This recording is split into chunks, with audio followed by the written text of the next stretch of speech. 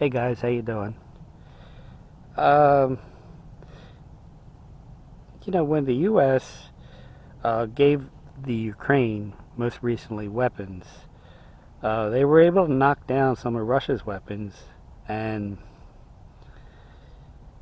this really upset uh, a lot of the leaders.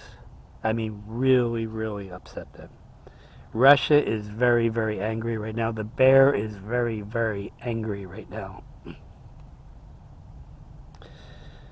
The anger keeps intensifying because if you look at this war and the end time prophetic scenario, it's all written in the Bible. In fact, they even just recently cut off the gas in Poland. Now it's really going to heat up. Okay, um, their actions are getting more severe. They're letting everybody know we are serious.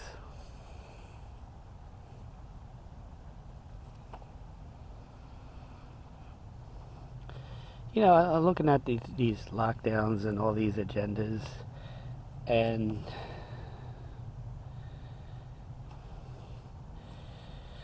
it's kind of interesting to me because whether a country is communistic or they're calling themselves a democracy, um, they all seem to be involved in this one thing. This. It seems to be very unified, no matter what the country calls themselves. I don't know if I mentioned this, but um, I mentioned it again. I can't remember. I've said so many things that I can't remember. I saw the 1970s version of Invasion of the Body Snatchers a while ago. The movie was very vivid. It really was. Um, but the people that were not caught up in that whole scenario were on the outside trying to figure out the inside. And that's what we're doing. They seem to spring it on, like, oh, okay, you know.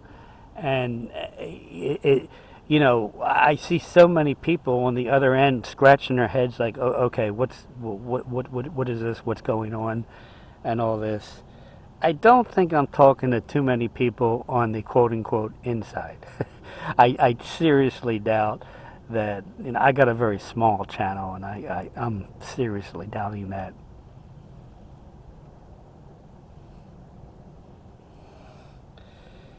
But that was the essence of the movie, and that's probably, I oftentimes think of that.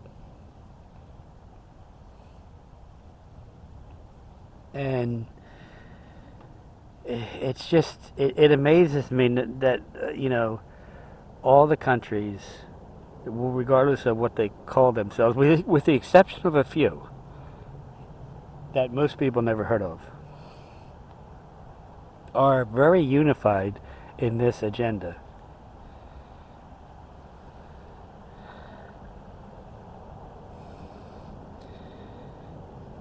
We're looking for the rapture. And of course, the rapture, it was not designed to save an individual, it was designed to save a group.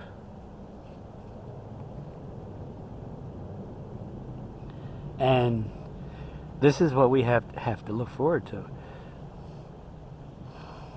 I seriously doubt that God would set this end time scenario up without a rapture. In fact, the Bible comes right out and says it in First Thessalonians chapter 4, uh, 1 Corinthians chapter 15, and there's 70 other verses in the Bible that talk about the rapture. I don't see how anybody could not believe in it. Those 70 verses aren't even including the Gospels. Um, because the Gospels get a little more conjecture. There's more conjecture in the Gospels. It's sometimes difficult to figure out whether the passage is talking about the rapture or the second coming. But nonetheless, there's a lot of verses that talk about the rapture. And it is true. Jesus Christ is our blessed hope. In fact, that's the name of this channel, you know.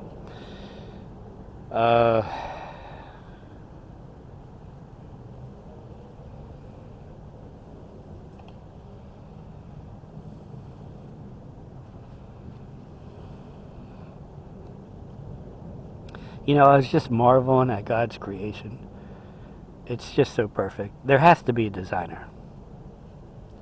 If the sun is in perfect position to the earth, I can't see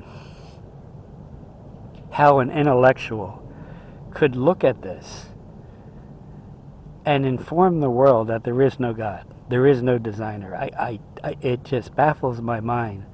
I'm dumb. I never really liked school, and I never really did good in school. And these people, they get straight A's and all that.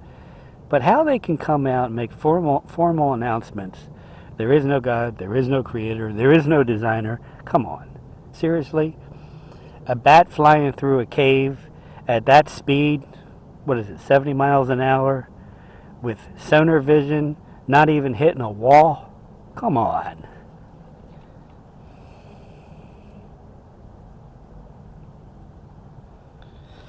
Well, we need to be walking with Jesus Christ, friend. I mean, with all these different voices, most of it's baloney. Our walk has got to be close with the Son of God. And one thing I found out is we really need to focus on God rather than the do's and the don'ts, because that's where our strength comes from. Now, like I said, I'm a huge fan of setting our goals and living by faith. If a person doesn't do that, you know, there would be something wrong, because to me that would be like a person running in a track and field race and suiting up and getting to the starting line, but never actually running the race. This runner had faith, but he didn't follow it out. He didn't follow it through with works. He had faith, but he didn't really have a goal. He just said, well, you know, let's not run, you know. Well, that's not what the Bible teaches, nor is that how God made us. God made us to pursue something, and what we're to be pursuing is God and righteous goals. And if we don't, we're just going against the way God made us.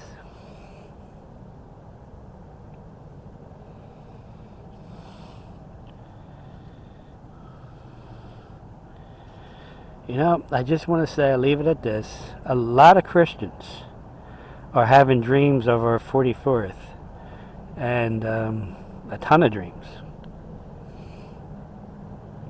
I just leave it at that.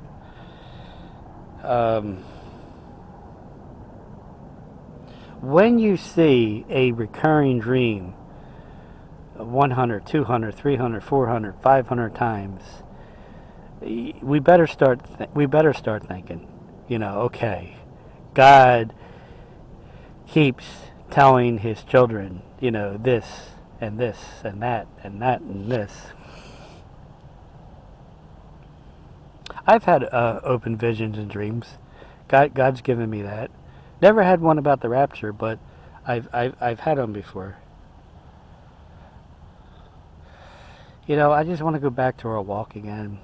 Living for Jesus Christ is a conscious decision. And I've never seen a time when it's primed to be living consciously for the Son of God.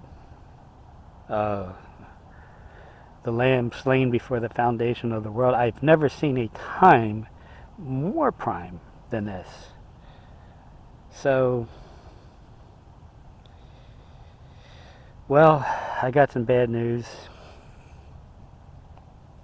Unfortunately, the nuclear subs from the U.S. and the U.K. and France are docked in Scotland.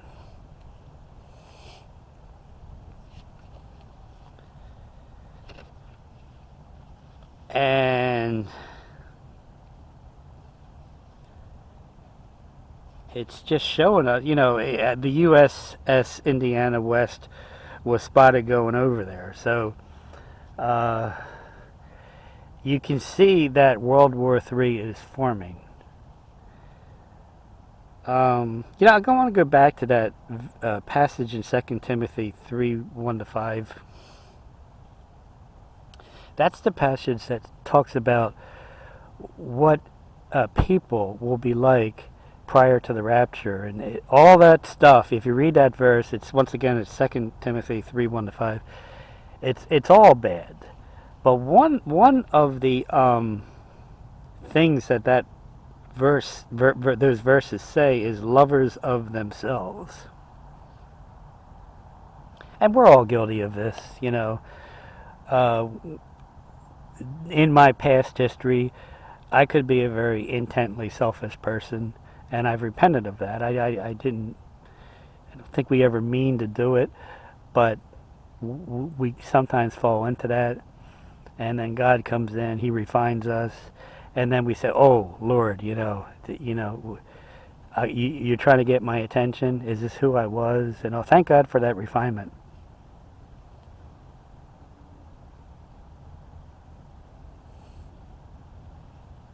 But I want to make a broader point, if I might, okay?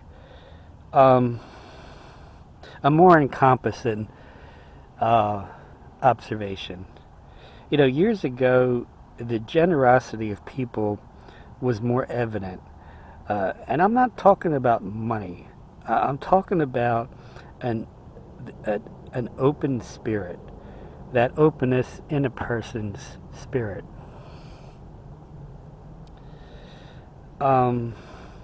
Now people are selfish and they don't trust anyone anymore. So I can see where it's coming from, but it's to the point where we're passing a lot of stingy people. The hospitality in a person's heart really isn't there, and I'm not talking about serving people food. I'm just talking about a general observation among individuals. I have this TV remote, and it must be a little outdated. So I'm changing the channel, and this message keeps coming up on the screen. Just talk in the remote. Wow, just talk in the remote. Well, that won't work with this remote, but the message keeps coming up every time I manually put a channel in there. In our country's selfishness, we have become stupid. I mean, now, the computer is dumb because I don't have that kind of remote, like I just told you, but it keeps saying that I'm stupid. So obviously selfishness and stupidity go hand in hand. It's just one example, but I can give you 10, I can give you 20, but I'm not going to move on. But anyway, there's a lot of propaganda in Russia right now against America. It's all over their media. Once again, we see the bear is getting angry. We see preparations for World War III. We're obviously very close to what the Bible teaches. And in Saudi Arabia, there was a comedy TV show that was making fun of our leader over here in the U.S. Now, I watched it. I saw it. It was posted. And, I didn't find it funny. I found it sad. So I'm going to end this video. It's getting too long. I'm looking at the clock. So, friend, in the midst of this, there's a lot of sadness. But we know Jesus Christ. And we have the Prince of Peace, and we have his joy. So we have something special for ourselves, and we have very little time to share with other people about him. I force myself. Sometimes I'll remotely know somebody, and I'll just email the person, or I'll talk to the person. But, I think staying silent would be wrong. And I talk to other Christians, and it's scary because I know they're supposed to be doing something. And I know exactly what they're supposed to be doing, and they know exactly what they're supposed to be doing. But there's this, I don't think it's necessary and all that. Of course it's necessary. We have very little time left. Any resolve, get it solved now. But I just fear that as I look at some Christians, they're not going to budge. There's a stubbornness in human beings. And we're going to have to give an account of our life to Jesus Christ. And it's going to be a tough judgment. It's called the Bema Seat of Jesus Christ. It's going to be a tough judgment. Everything's going to be scrutinized, the what and the why. And I just wouldn't want anything left undone. Yet I know that is inevitable. None of us are going to have all our I's dotted and all of our T's crossed. So, all right, with that, friend, I'll talk to you next time, okay? Keep looking up.